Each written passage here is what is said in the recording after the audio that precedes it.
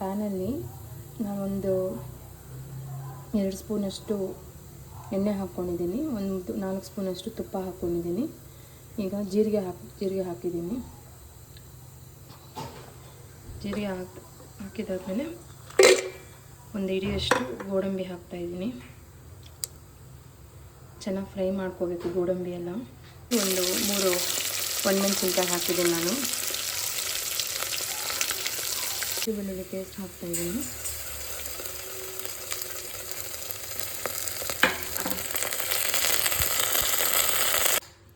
ಕಾಯಿ ಹಾಲು ಹಾಕಿದ್ದೀನಿ. ನಾನೊಂದು ಫುಲ್ ಕಾಯಿ ತೊಗೊಂಡಿದ್ದೀನಿ.